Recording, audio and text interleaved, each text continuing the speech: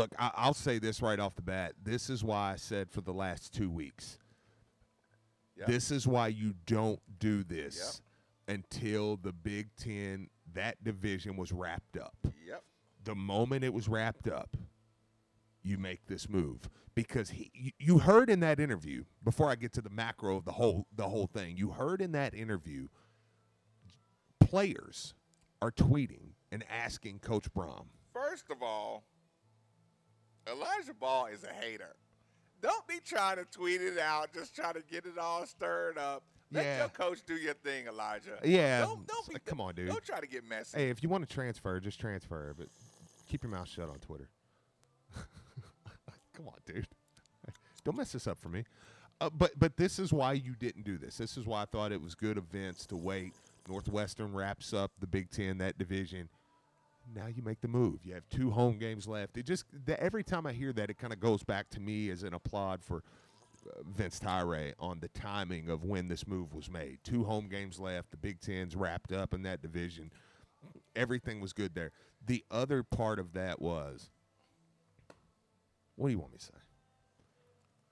I mean, he just told y'all he's leaving. To your point, do yourself a favor and don't run up to me talking about I told you it had to be done, immediately. And now that it's been done, saying you were right and I was wrong. Because, no, I was right and you were wrong. Yeah. You give him the season. Yes. You give Jeff Brom a season to keep his players focused on his job.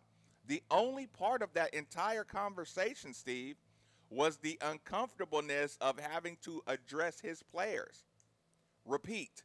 The only uncomfortable part of that entire conversation was when Elijah Ball tweeted it out, and then that's when he had to address the team, right? Yeah. That's my point. Right. That's the A1 distraction point. The direct Dan Dockett / Louisville media / whoever wanted a piece of this conversation. Yeah. And I told you there's nothing that will make you more credible faster than to get this story, be the first one on this story, and screw it up. Leak some information that leads to a tampering charge between Louisville and Jeff Brom. Find out that a meeting took place. Find out there was an agreement signed. Find out some deals were made. Yeah. Then you go public with something like that. Right. Screw it all up because now Purdue gets to sue Louisville. Purdue gets to sue Jeff Brom. Brom ends up staying because Brom, to avoid the tampering charge, Brom ends up staying. I know. That's the holy grail of this entire coaching search. Yeah. It happens in the pros. It happens in, when Magic Johnson is talking to one of these coaches that want to come here and coach LeBron. Magic Johnson got a tampering charge for mentioning LeBron's name on Jimmy Kimmel. Right? Yes. That's the only thing that can make this thing go south. Yeah, no, I mean, I feel like that Vince Elijah Ball. Yeah, I feel like Vince Tyre did a great job Waiting two games. You get again. I'll make this point again. I made it before I move to any other points of this conversation. I will say there's nobody who didn't actually see him fail. Yeah. Once you've seen it with your own 2 eyes. Yeah. It eliminates the what ifs, what coulda, what shoulda, who got treated unfairly. He can go look at the footage of 8 games of his team getting wasted, right, and say, okay, if this is the last 8 games that I put on film, I got it. Nobody can have a that lackadaisical of an effort for 8 games. Yeah. 4 games, let's start. Young team. Right. 5 games, we saw some things, and maybe it was, maybe he still had to find a quarterback. 6, it's tough, Sure. But when you 7, 8, okay, now I'm comfortable saying something is wrong that may not be able to be fixed. Let's move forward. Yeah. Perfect time, 2 games away. Get a nice burst of adrenaline. Home games. Yeah. You save that energy. It was the perfect time to wait till then. You know what, man? I just got a heartbreaking tweet. Said, I'm done with Stephen Rummage until he gets over himself.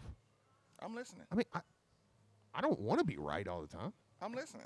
You know what I'm saying? Like, this is just a scenario. Get over himself about what? I think the part where I said, look, I've been telling you for a couple weeks, you don't do this until the Big Ten. Explain to them that has a little bit of a personal vibe as well. Explain to them the personal element of how people thought your opinion about waiting was not as smart as it. Yeah, I mean, well, I heard other hosts and different ones. I mean, say that that it was ignorant to basically say that they should wait because the Big Ten shouldn't matter. And I say no, that to me that's completely false. I don't think you do that. I don't think you do that to another coach, especially if you're very confident you're going to land that coach. No, the coach was going to get bombarded with that conversation. You absolutely because if you feel that strongly you can land Jeff Brom, why do you? Yeah, you don't have to fire. It doesn't hurt for him to win the Big Ten. Yeah, the only firing was recruit preservation. Yeah, was recruit preservation and patience on letting Brom let his destiny play out. Yeah. Because again, he might be softening the blow by losing himself. I agree. Go up and get ran. Go out there and get ran by Wisconsin. I know. Hey, Brom invigorated the program, and if does Purdue fan think we're going back to the doldrums? Maybe Purdue fan says, okay, Jeff Brom proved to the world that it can be done here. Yeah, absolutely. Jeff Brom might have showed, listen, this is not an inferior product here. Drew Diener to the rescue. I know. You know what I'm saying? Like the product, Purdue can win games. Absolutely. It is possible for Purdue to beat Ohio State. Yes.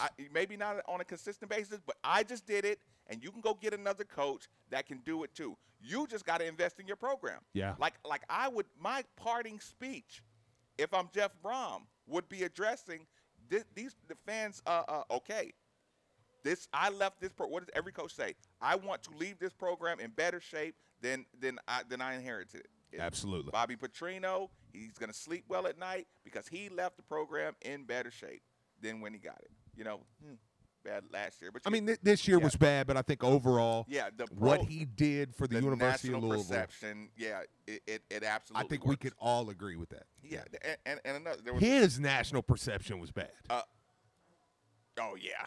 So I just want to separate those two because you almost say we were mutual partners in this one. You helped us, we helped you. Everybody leaves neutral. But you get my point with the Brom thing. Like he can say, hey, go get a better coach. Go get a good coach that you believe in. Get a coach. Buy into the program. Invest in the program. You will have a winner. I'm going to Louisville. We'll be fine.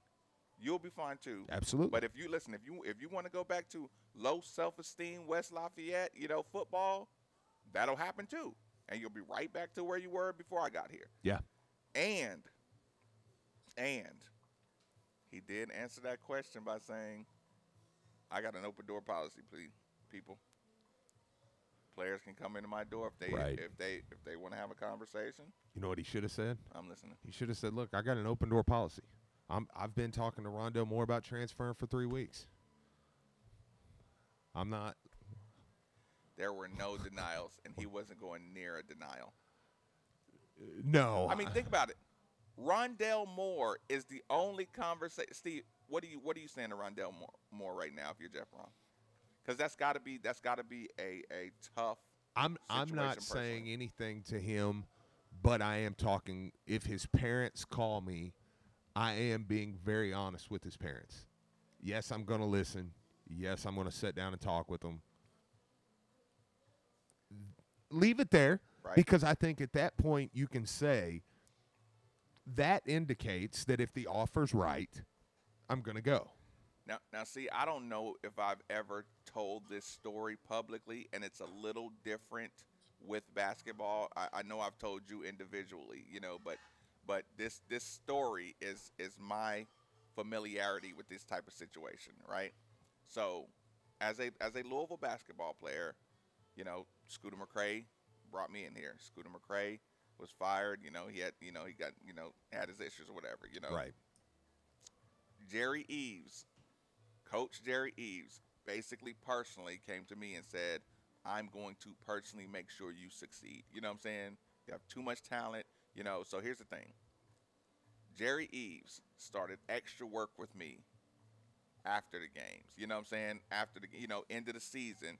So I could feel myself getting sharper and sharper and sharper. And I don't know if it was end of the season or we were getting into the summer, where he's like, don't worry about it. You know what I'm saying? We're gonna get you right this summer. We're gonna have you exploding out the blocks. You know what I'm saying? Like we're gonna player of the year you, right? Just with individual personal hard work. I was gonna be his personal project, right? So that's the conversation that made me feel comfortable about my the environment, because like I said, you're in Louisville. Things are always buzzing. Somebody's getting ready to leave. Scoot.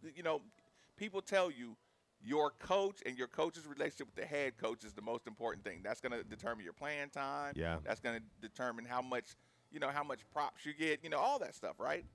So here's the thing. At some point, I find out through the media, Yeah. right, that Coach Eves has accepted a job in the league. The Hornets, right? The Hornets, right?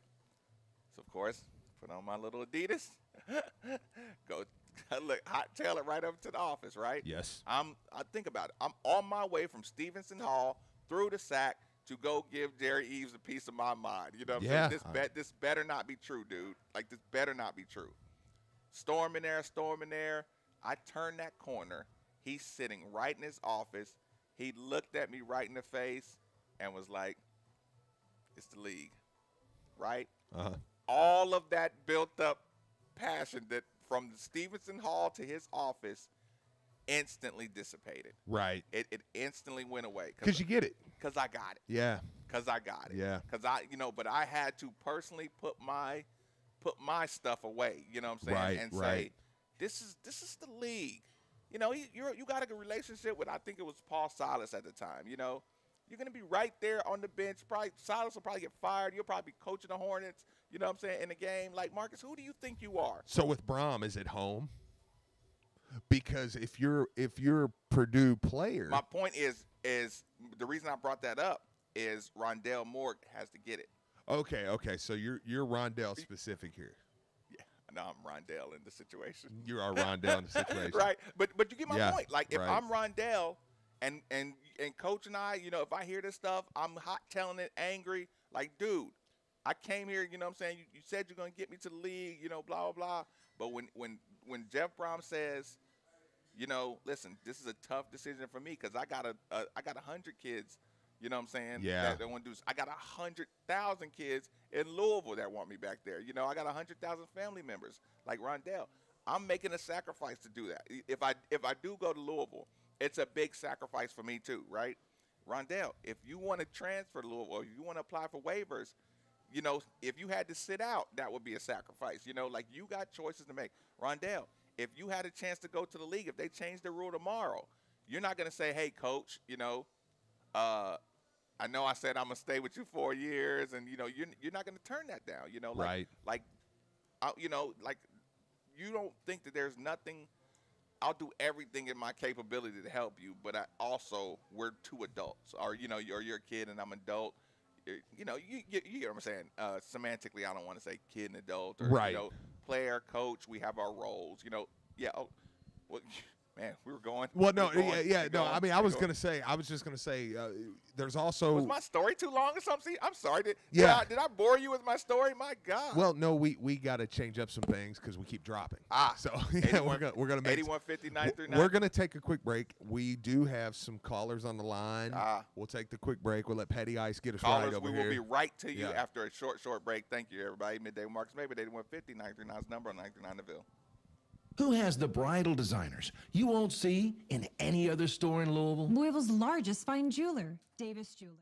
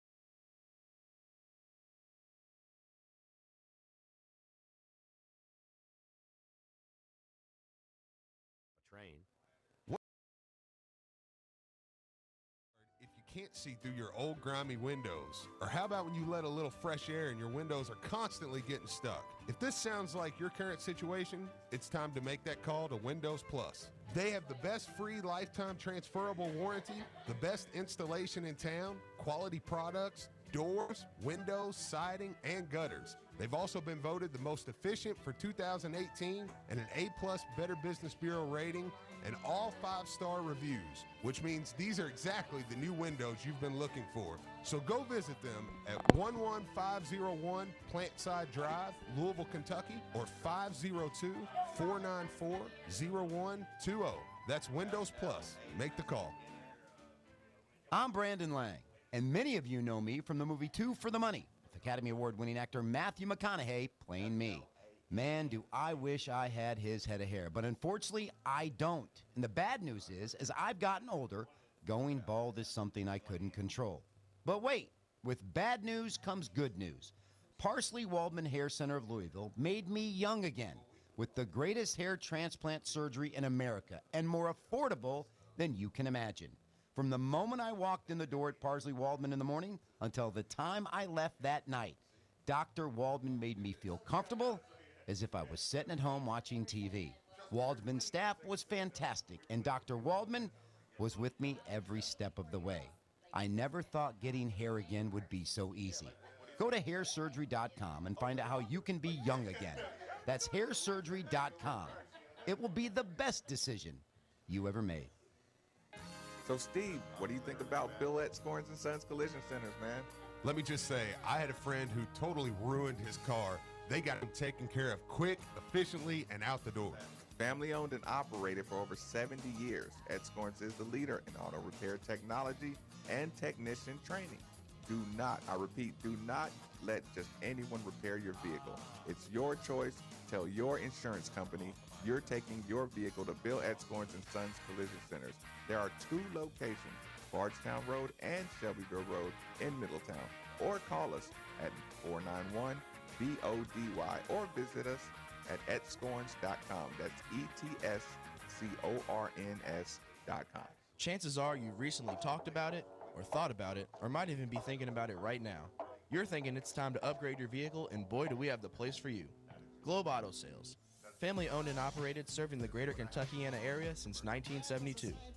Why Globe Auto Sales? Well, the answer is simple.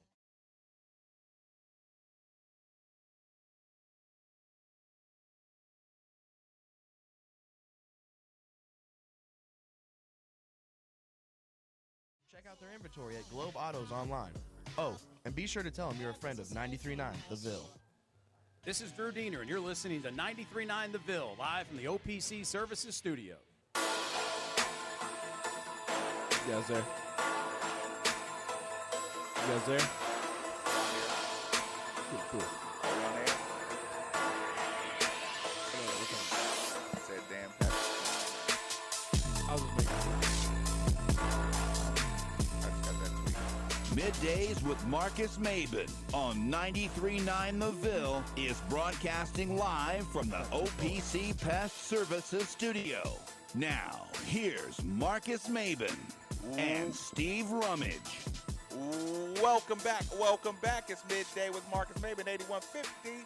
93.9 is the number. 93.9 is the station. Joining you live from Flanagan's Ale House. Just had a good load of Jeff Brown conversation. But here's the thing, people. We know, we get it. Sometimes there's connection issues. Sometimes the signal might not be as strong. Listen, for future notice, every time that happens, what you do, that's why I tell you, I always try to prepare you for the future. I tell you, go to the YouTube channel, subscribe to the YouTube channel, get the notification when we go live pregame, when we go live on Facebook Lives at night. All that stuff is on the YouTube channel. You should subscribe. And it's just a click away. If you're getting irritated by the signal or the radio not going right, listen, everybody has YouTube on their phones. Tune right on in. It'll get you to the next stop, I guarantee. Steve, there are some other guarantees in life from Flanagan's Ale House. Share them with the people, please. Well, there's a reason we like to come to 934 Baxter Avenue. Today's specials in particular, if you come up here and hang out with us, you got the Spicy Chicken Club, the Reuben Quesadilla, Like these are things. It's like I love Reuben, I love Castilla. You put them together. Happy hour every Monday through Friday from 3 to 6. It's $1 off draft, $1 off well liquor, $1 off wine, $4 linguitas. I don't know what that is, but it sounds good. No, it's their special drink here that you can only you got to come and check it out. Uber. So tonight you got a full contact karaoke sing along. You ask what that was. You sing along with an actual band. That's from 10 p.m. to 2. I just get up there and say, "Hey, do y'all know Journey?" Yeah. All right, we'll play something. Let it go.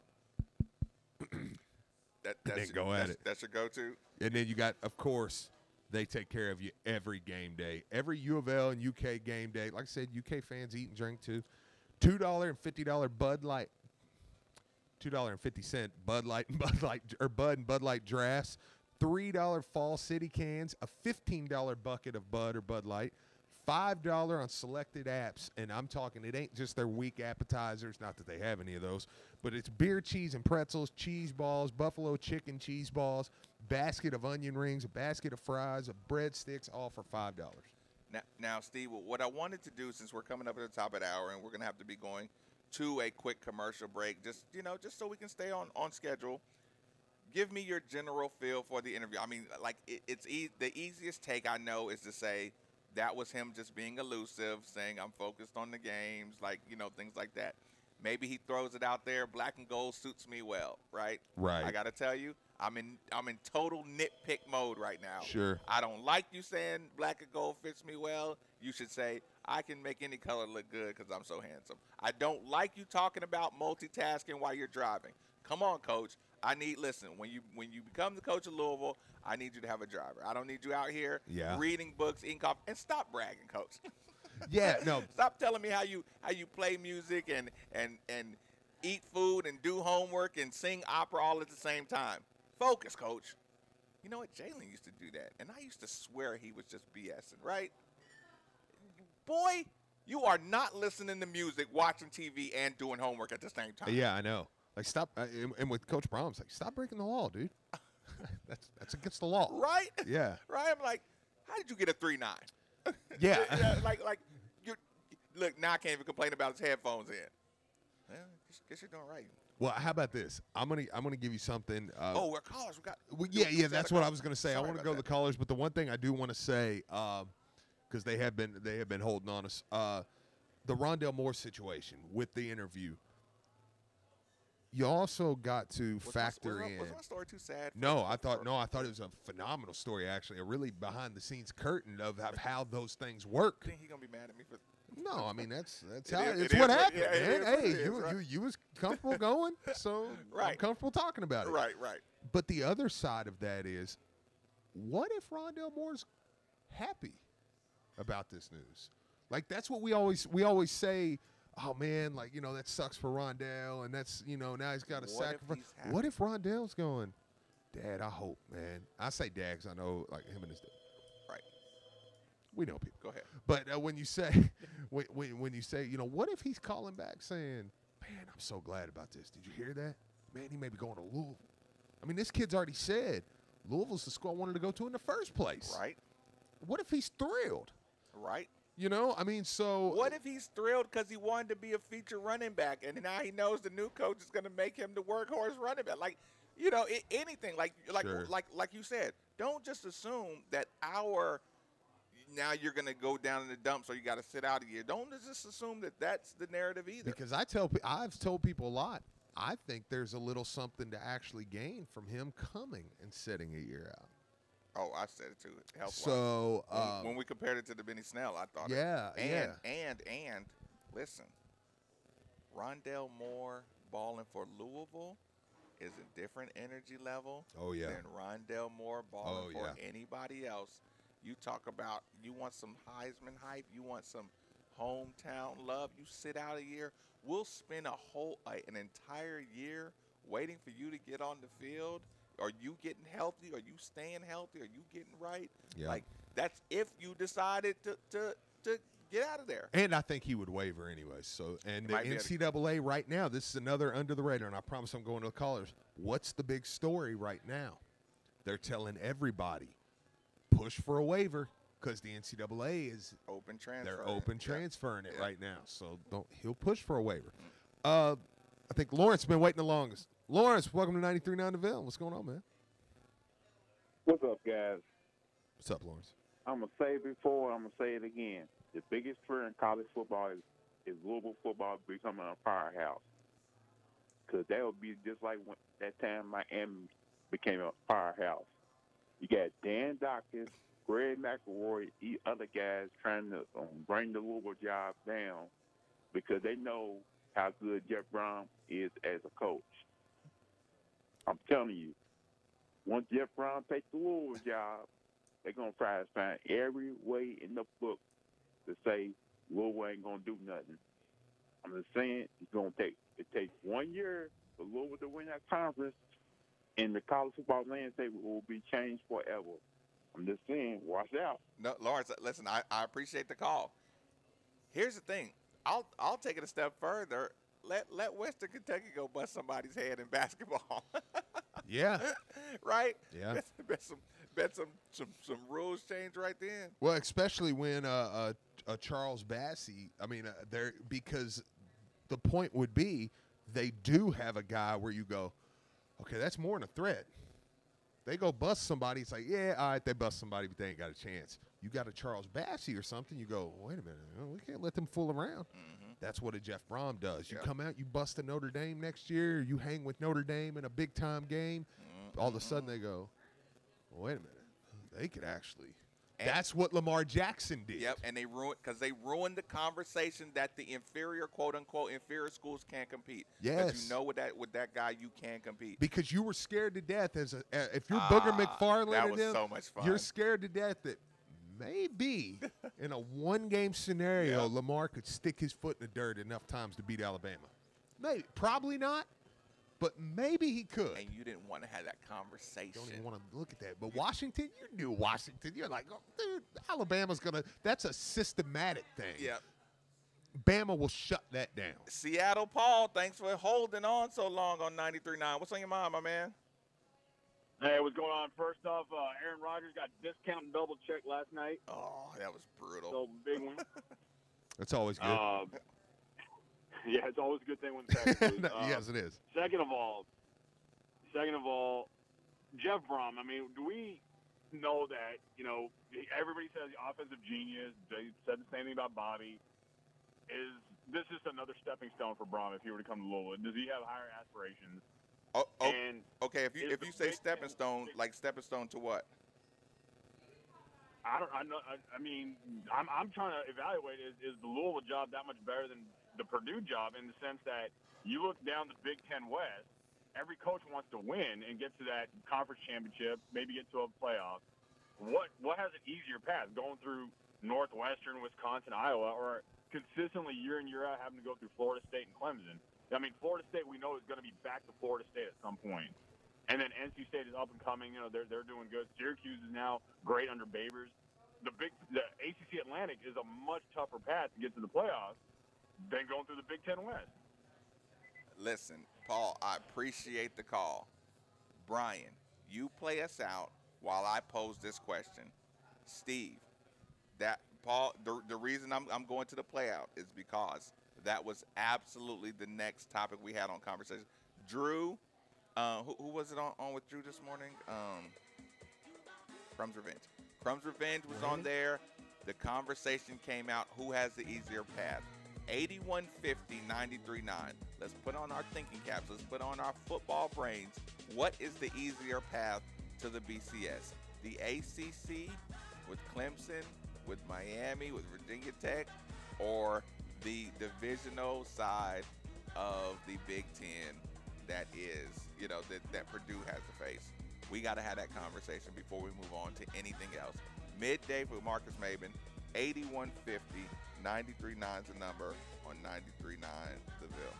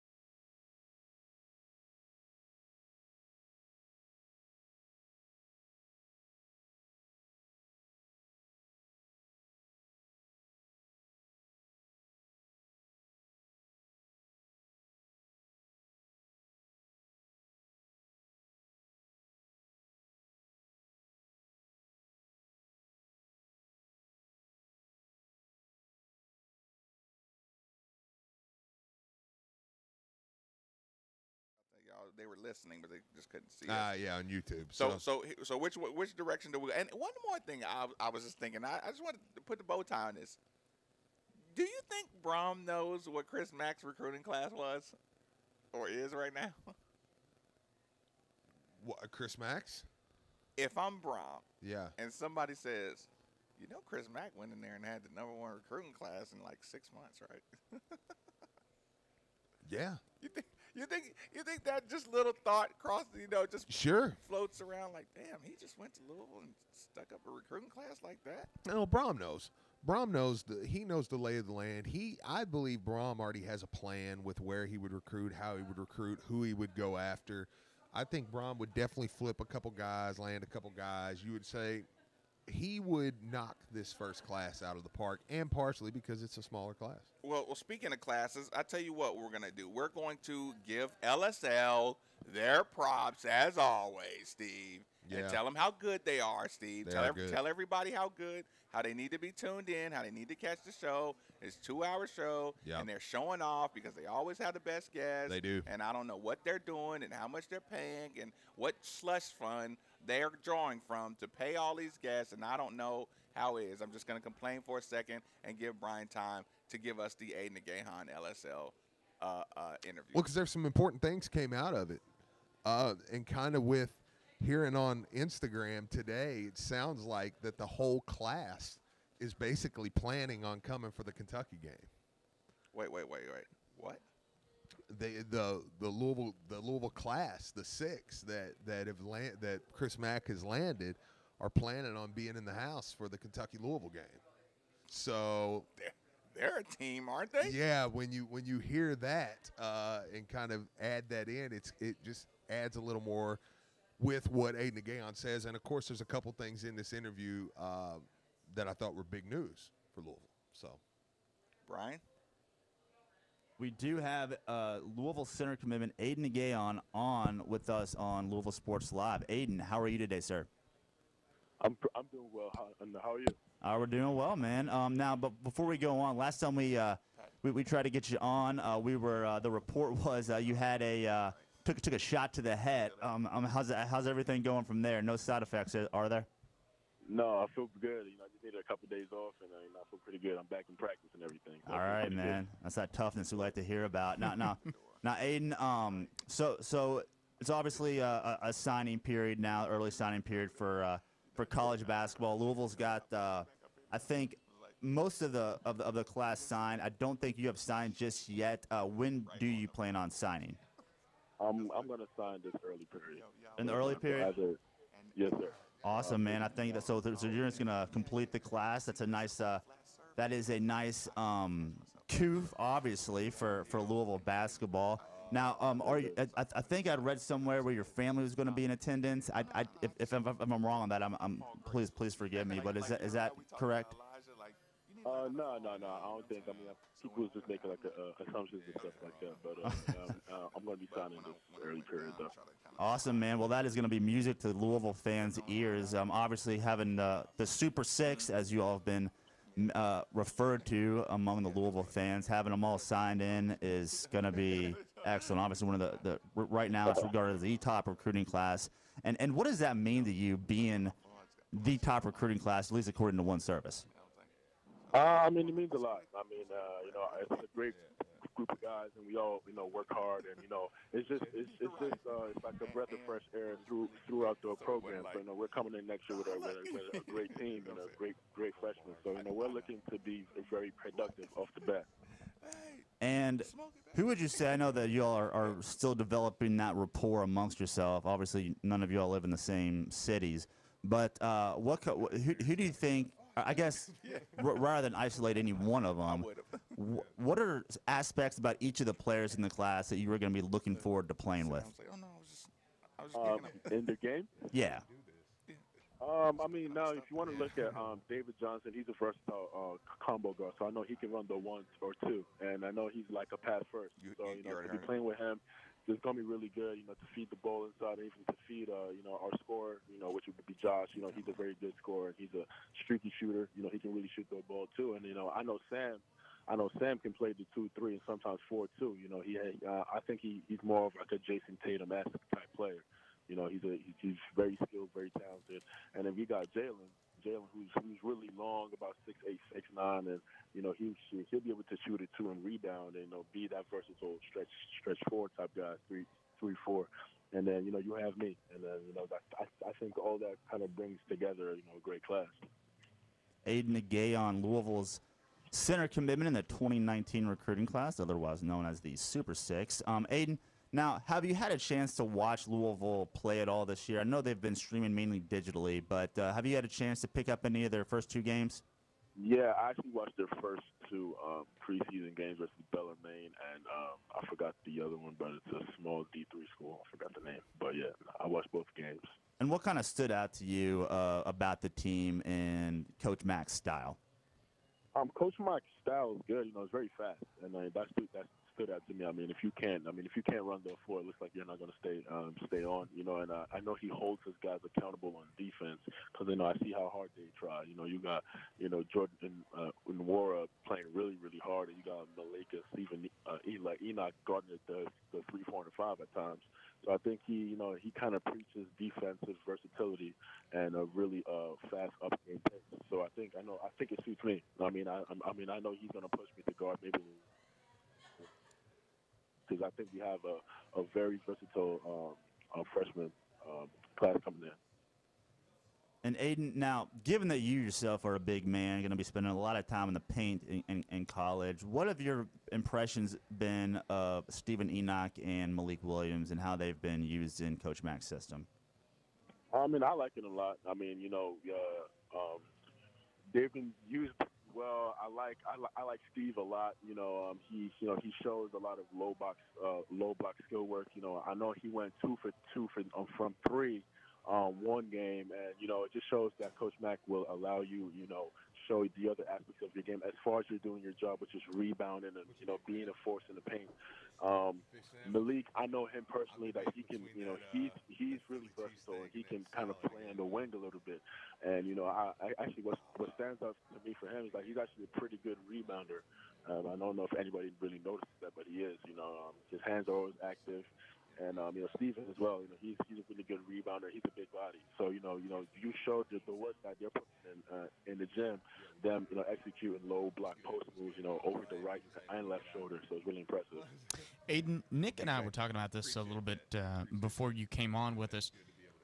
Where do you think, looking towards next season, where do you think you kind of fit in as far on this team, and what do you think, and have you talked to Coach Mack at all about what your playing time is going to be like and what you kind of expect coming in next season? I mean, I never really talked to Coach Mack about playing time. I mean, I would assume, I'm a competitor, so you have to earn every minute, I think I'm good enough to, to play an ample amount of minutes. So, coming in, he did tell me, there's a massive hole in the front line, which I'm in. So, I'm going to be expected because I'm physically ready to play right away. I mean, so now it's a matter of fitting in the system. So, I mean, I'm not big into coaches promising kids minutes, because again, if you can't produce, you can't play. It's as simple as that. So my job is just to be ready to produce right away, and then I'm sure I should play a lot. Aiden Gahan joins us on 93.9 The Ville. Now, Aiden, you're going to be entering your senior season. What are your goals personally as you finish up your high school career? My goal actually is to win a state championship. I want to give my coach that before I go, and I want to be Gatorade Player of the Year in the New York State. Those are my 2 personal goals, and I think it can be done. All right, Aiden. Hey, thank you so much for your time. You've been very generous with the time. Appreciate all that you had to say, and we hope once you do get that signature and are ready to suit up for the Cards, we do hope to have you back again sometime. Okay. Yes, sir. All right, thank you again, and give your best to the fam. Back. Aiden Gahan really wants to be here. Yeah. Well, the biggest thing, obviously, that comes out of that right off the bat is that he is going to sign in the early period, whereas before it sounded like we're going to go ahead and wait, which I was fine with that too. But I mean, even I know the secret secret room and be like, I'm kind of glad you go get that signature. Yeah, get it on out the way. And I mean, this is a kid that's watching this whole class. I think they're kids that are watching this team. What can I do to get better? How can I fit in that system? I mean, like, what more could you ask for in a first recruiting class? And he's kind of the, even though I think Nickelberry should really get more of the credit for the class. Yeah. Aiden is kind of the centerpiece of the class. Yeah, and like I said, and you can tell they respect each other's game. Oh yeah, which is really important. You respect each other. You'll be ready to push each other when you get here. It's funny he talked about Coach Mack being fast, and I'm like, Aiden, college is fast. You know what I'm saying? Like it's going to be fast. Yes, you are going to get pushed. He's going to be the guy, I think, that's in for the biggest rude awakening because I think you come in with all this. If Steve and Malik are back, Jordan's back, you're not starting at the 4 or the 5. Right. Now, maybe your only hope is that Jordan gets – you got to be so good that you force Coach Mack to play Jordan at the 3. Like, that's how – I mean, you have to be that good. Yeah, you got to force your way onto a roster. Yeah. You have to force the coach to adapt his lineup. Because you're not beating Malik and Steve out next year for a starting spot. Down low. So, and you're not beating Jordan out. So you have to be so good that he says VJ's got to set. And I got to put Jordan there. Or Darius or whoever the two. And even if you don't say starting, you just say lineups. You have to earn your way onto the lineup. What if I told you next year said David Johnson, VJ King, Jordan Wara, Aiden Agahan, Steve Enoch. That's up. I mean, the way Mac is going, he's like putting whoever can D up. You know, put the little runt, David Johnson, little short guy, David Johnson out there. What is he? Oh, I mean, he's 6'5", 6'6", but you know. Yeah, but it's one of those things. But he would be the runt of the group. If you can D up, you can be on the court.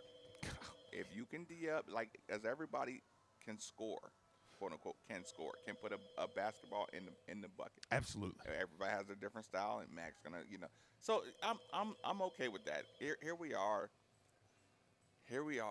Pre-Mac, pre-Vermont. What I wanted to do is I wanted to package the basketball or the football together. Drew Diener. I'll play Drew Diener with Coach at the end because that's going to be our last thing we can play before we head into the weekend. Let me just ask you something. Well, first of all, what are you going to order? I am 934 Baxter Avenue, people. We are at Flanagan's Ale House, and we are comfortable at Flanagan's Ale House. I'm either going with the chef salad or the beer cheese Philly cheesesteak. Chef salad or beer It's good, man. It's all good. I don't know what I'm going to check out that in a second. Let me ask you something. This has absolutely nothing to do with anything sports related.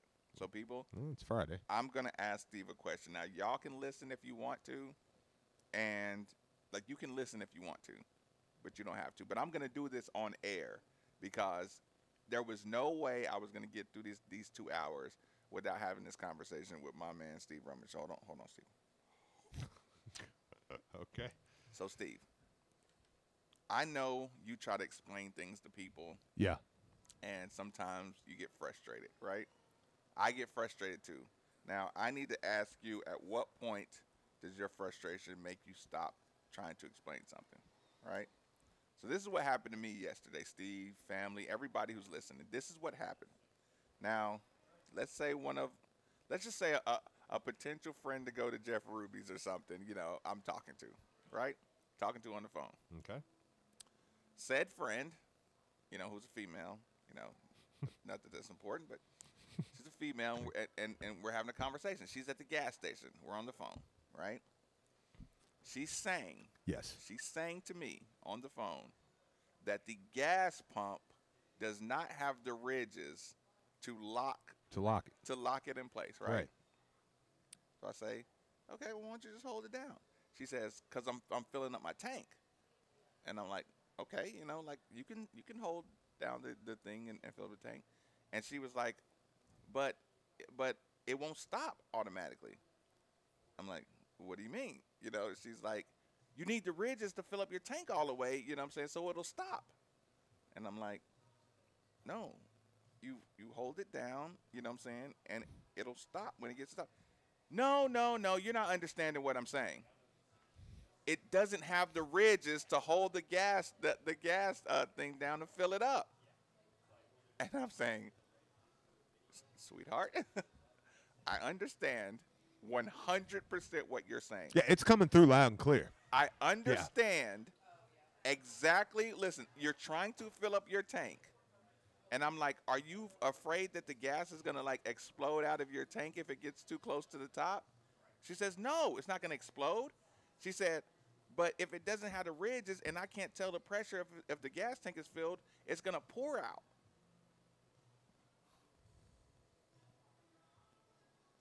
I say, Sure. get somebody else on the phone. Yeah. And explain the same thing you're explaining. No, I'm not going to explain it to anybody else. You know what I'm saying? But I have to get off the phone. Yes. Yeah, I got to go. Because, listen, I'm trying to explain. And you can't go with me tomorrow. Right? I got to watch what I say. Right? Yeah, you're going to have to face this one at some point. But can you imagine me saying, I understand what you're saying. Sure. Okay, so here's the problem. You know, later on, of course, we talked, and I'm like, listen, you know, about that conversation we had earlier. Mm-hmm. Did you ask somebody? No, I didn't ask because you weren't understanding what I'm saying. So keep in mind, even in the evening, this still hasn't been settled. And you're like, I'm not the issue in this situation. Steve. Yeah. In my life, like that conversation is why I'm not a normal, you know, relationship functional adult. And it's why I'm a crap husband. To be honest with you. That conversation. Because I am guy who, you know, I get which it's not so much now because she's much better, but hypothetically, because she's much better. At some point a couple years ago, I get a crying, hysterical call. I'm lost downtown. Well, yeah, but everything's a square, babe. Everything's a square. Just take lefts. You get back going horizontally to the river, you're going to get to First Street. First Street has 1,000. It runs next to 65. Right. You could blindfold me, spin me around, drop me downtown Louisville, and I can find my way back to the interstate because it's all a square. Right. That went on for about 5 minutes, and I'm like, you're just going to have to stop at a gas station. Click. You couldn't go any further with it. Figure it out. Yeah, because at some point I was getting yelled at. Yeah. Like I realized I'm getting yelled at because you don't understand that I understand that you don't need the ridges for the gas tank to stop. I'll even take it one step further. And people, if you're listening, I apologize for this. She said, but when I had the nozzle all the way down, one time it stopped automatically, right?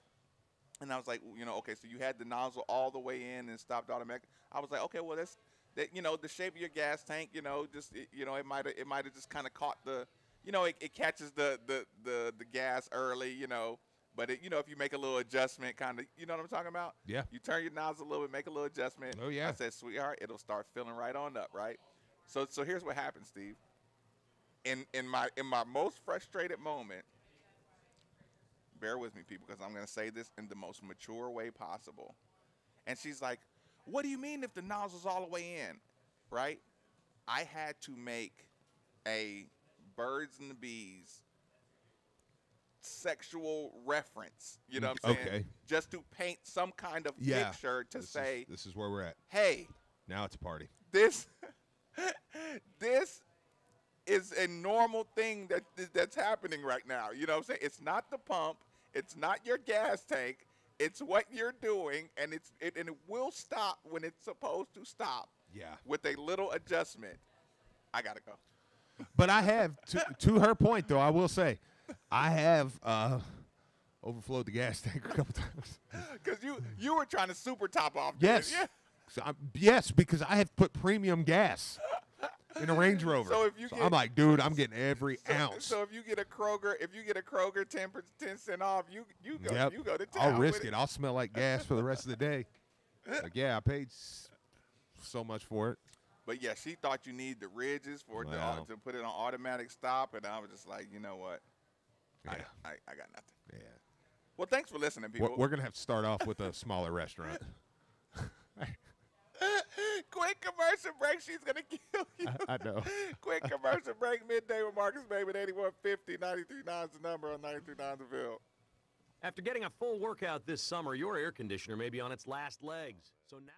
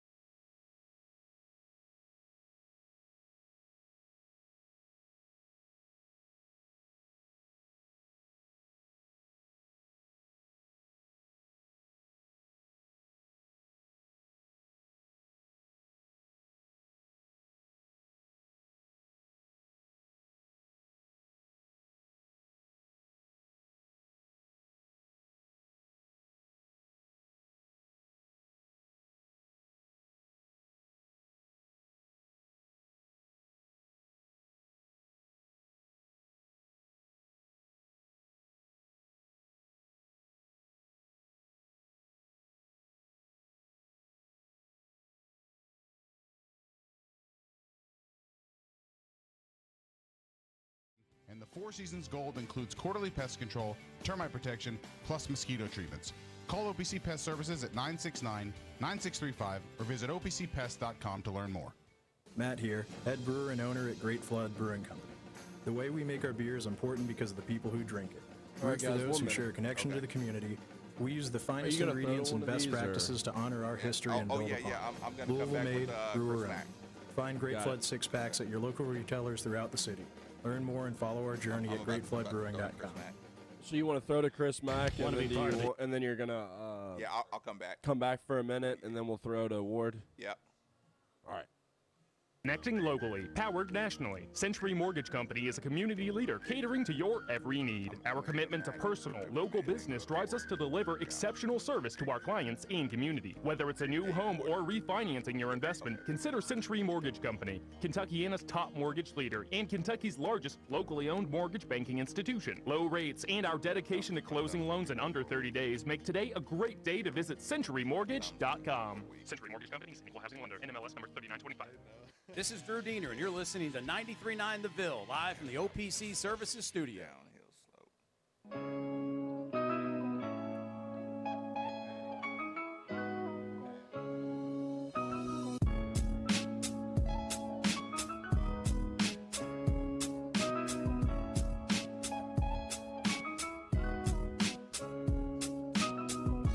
You're listening to Middays with Marcus Maben, broadcasting live from the OPC Pest Services Studio on 93.9 The Ville. Now, here's Marcus Maben and Steve Rummage. Welcome back. Welcome back. It's Midday with Marcus Maven. 8150 93.9 is the number. 93.9 is the station. People, I tell you, join us at Al J's tonight. Join us for the pregame show. Join us at the Galt House. Make your way right over to the Yum Center. Make sure you go to Twitter. Make sure you send a nice little message to us. Make sure you hashtag Team 105. Hashtag Team 105 gets you a chance for a couple more hours. Right. I'm getting a little bit I'm getting nervous. Can't lie. Vermont's tough. I am too. Should win. But they're tough. here's the deal. But I think I'm going to admit to you though, last year there early. I don't want to say that because early there was a little bit of me when after that Florida State win, it was like, oh, maybe. But this tonight is the first time I've had nervous energy about a game that I feel like the season isn't a wash already. It's been a year and a half, since I felt. So every game is tournament importance. Yeah, whereas last year, I'm not going to rewrite history. There was points during last season where I was like, well, maybe. But this year, I thought they were going to be ready to roll. After Notre Dame and stuff, I was like, maybe. But then even Notre Dame, you looked back and you went, we got out-rebounded by like 30. I thought they were ready. But it was still tonight. I'm excited, man. I'm ready for some. It's what Drew Diener was talking about last year with that Notre Dame game, where it was like, man, it was fun to be excited again. I kind of feel that way now, except now you're locked in. It isn't, this season's fun, but next year we're going to have a new coach. It's like this feels like we're a permanent fixture in college basketball again. Tonight is a game with a team who's coming off 122 points scored, coming off a game in Allen Fieldhouse. I don't want Lee to call and cuss me out or anything, but Allen Fieldhouse where it's tough to win. Why is it tough to win, Steve? It's like Rupp Arena. Just the fans are awesome. Just the fans are great. They're just so something passionate. about the aluminum off those bleachers that just gets the juices going. Right. So yeah, I don't know, man. Like I feel a little kiddish tonight. Let's see if Chris Mack makes you feel any better. Chris, from watching them, how good are they? And a good, very, very good test early in the year for you guys. Well, they're a team that has a winning tradition. That you can tell that they have a culture of playing together. They're used to winning. The big stage doesn't overwhelm them in any way, shape, or form. Last year's one-possession game at Kentucky. The other night against Kansas, you see they didn't flinch. Kansas came out and hit them with a punch right away to start the game, and Vermont didn't flinch. And it just goes to show that they have some veterans, some guys that are poised. They certainly have a little bit of turnover. They've added some freshmen. They lost the America East Player of the Year from a year ago, but they got other guys that are going to be candidates this coming year. So they're a team that's used to winning. They play well together. and they're very difficult to defend, and they defend together. So it'll be a big challenge for our team tomorrow night. Chris, with everything that you're trying to build and instill with this team, do you have to be patient, and is that easier said than done? In certain respects, you have to be patient, I think, every year. There's a learning curve with every player that you coach. You just have to decide if it's out of stubbornness, unwillingness, or if it's just going to take a little bit longer for certain players to get something. But I think coaches in general aren't very patient. But our team is continuing to improve, and that's all you can ask as a coach.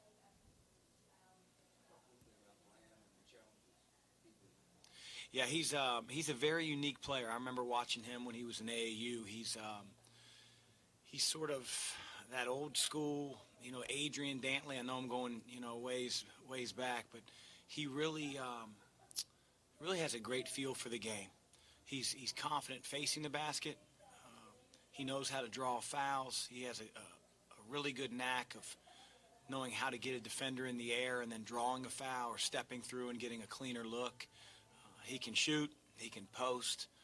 So he doesn't necessarily become a fish out of water no matter where he is on the floor. So he just – and Vermont runs a lot of things through him. And because of that, he's extremely effective. It just starts with making sure that we don't foul, which is, in 18-19, the way that the officials are calling games based on the rules. That's an easier said than done type of thing. But he is a handful, and he's a really good player. Are there players for Vermont that are going to stretch that pack line, and how do you handle it when you've got a shooter out there? Well, every team that you play tries to stretch it. It's our job to be disciplined in it and to be there on the catch with guys that can shoot it from distance.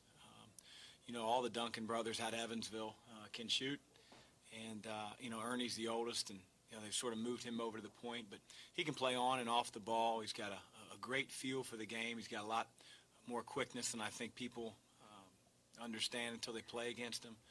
But every team that we play is going to try to stretch our defense.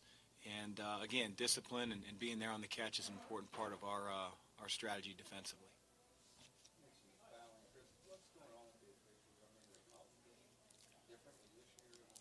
Well, they're calling the game the way that the rule book's written, and that's sort of a mandate coming from above.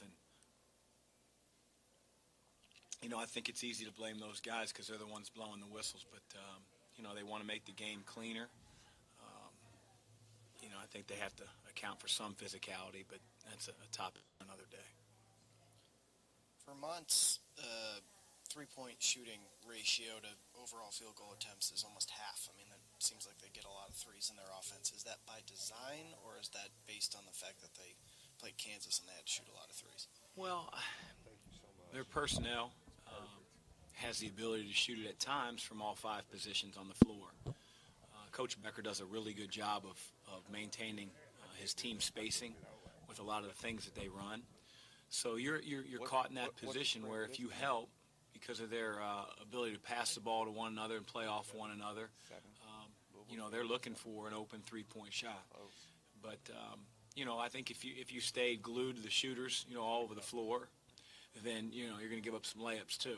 And again, Lamb is the focal point a lot of times because he's the guy sort of bulldozing his way to the basket and demanding a double team. And if you stay on him in single coverage, he's shown that he can, do damage. So it's, it's why they're good. They're a very good